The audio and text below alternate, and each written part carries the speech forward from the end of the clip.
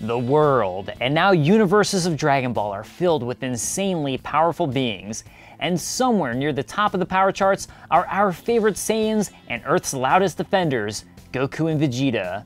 But after defeating the multiverse's strongest in Dragon Ball Super's Tournament of Power, who could possibly topple our heroes? And that's where Broly comes into play. So, before Dragon Ball Super's latest movie featuring the legendary Super Saiyan is released, let's answer the question of, who is Broly? And if you enjoy this video, make sure to subscribe to GameSpot Universe for more content in anime, such as our video on One Punch Man comparing the webcomic to the manga and the anime. Broly's origins come from various Dragon Ball Z movies, but before jumping into those, it's worth saying, I'm not going to be covering Dragon Ball Super as the film hasn't released in the US yet. We're going to be talking about Broly based on older Dragon Ball material, and while it looks like there's some differences in the new movie, there's likely lots of similarities too. So beware of spoilers if you want to go in completely fresh. So let's begin with the creation of Broly. Broly was created by Takao Koyama, who wrote the screenplays for every Dragon Ball Z movie, as well as writing the anime adaptations for some of the Dragon Ball Z episodes. And while Akira Toriyama created the artwork for Broly, he was otherwise completely uninvolved. Hence why the Dragon Ball Super movie, in which Toriyama actually is involved, is now considered canon instead. His name, Broly, is supposed to sound like broccoli, with the characters even pointing this out in the first Dragon Ball Z film, and his father, Paragus, supposed to sound like asparagus. This excellent pun work is of course common amongst Saiyans, with the word Saiyajin itself being a rearrangement of the Japanese word for vegetable, yasai. So, vegetable people. In the original films, Broly is another Saiyan born around the same time as Goku. They rest in side-by-side incubators, and Goku's incessant crying ends up acting as a terrible memory for Broly and a sort of trigger that enrages him. Broly is born with an incredibly high power level, so much so that King Vegeta sees Broly as a potential threat. In order to nip this in the bud, King Vegeta orders both the resistant Paragus and Broly be executed. Somehow, both of these executions are botched, and both Paragus and Broly survive long enough to be a part of Frieza's destruction of planet Vegeta. A baby Broly's incredible power saves both of them from the mass destruction, and they fly through space to safety. As Broly matures, he quickly becomes so strong and dangerous that even his own father begins to fear him. So he's like most teenagers. Broly's power transcends the normal, and he becomes the legendary Super Saiyan discussed in Saiyan culture and feared by their oppressor Frieza. Broly loses control and starts to obliterate the entire southern galaxy, prompting Paragus to have scientists create a device which gives him control of Broly. This newfound control over Broly also meant he could set in motion a scheme to get back at King Vegeta by attacking his surviving son, Vegeta. You know, not this Vegeta, but this Vegeta. Wanting to take control of planet Earth, Paragus creates a fake new planet Vegeta, which he knows will eventually be hit and destroyed by a comet.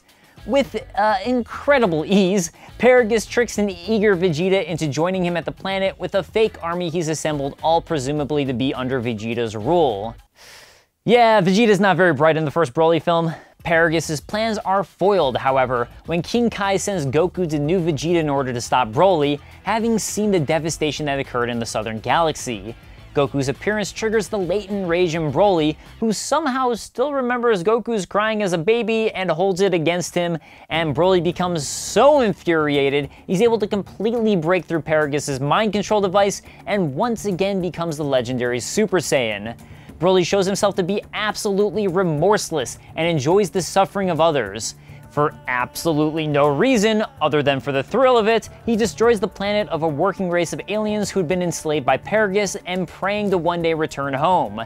When Paragus realizes Broly has completely lost it, he attempts to flee and let the comet destroy his son, but Broly discovers this and kills his own father. Broly also frequently refers to himself as the Devil. But we already have a Mr. Satan. And he's already the strongest in the world. I did it! For years, I've been trying to perfect a variation of the Megaton Punch that uses latent energy to cause a delayed reaction to catch my opponent off guard. As the legendary Super Saiyan, Broly is insanely strong and easily able to fend off a Super Saiyan Goku, Gohan, Future Trunks, Vegeta, and Piccolo. He takes a full Kamehameha Blast point blank from Super Saiyan Goku, which doesn't even faze him. However, in the end, Goku is able to get the rest of the fighters to lend him their powers, and punches Broly so hard and with so much energy that Broly quite literally explodes. The classic Goku problem-solving method. And so ends the history of Broly. Actually, no! Broly survived being exploded. As it turns out, Takao Koyama later wrote in his blog in 2011, "In handling the scripts for the films, what I always worried about each time was the problem of what to do about the opponent Goku fights against. That's because, at the very least, they had to be stronger than the ones from the previous movie. After much hard work, I was unable to come up with an opponent stronger than Broly and fell into a rut. So, while Broly seemed to have exploded," and I'm just showing this clip because he exploded, "it turns out he somehow escaped to a pod, which just happened to travel to Earth, and freezes over for years, suspending Broly in time.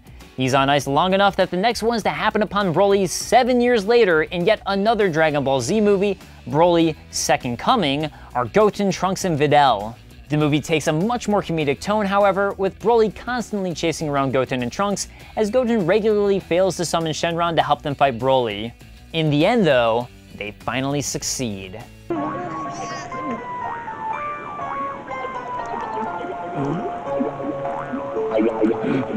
Okay, maybe not. Gohan winds up coming to the rescue in Super Saiyan 2 form. However, this still proves to be not enough to handle Broly. Gohan tricks Broly into flying into lava, which still can't kill him. A Super Saiyan 2 Gohan and Super Saiyan Goten combine forces to attack Broly with a dual Kamehameha, and Goten finally gets lucky and manages to summon Shenron for aid.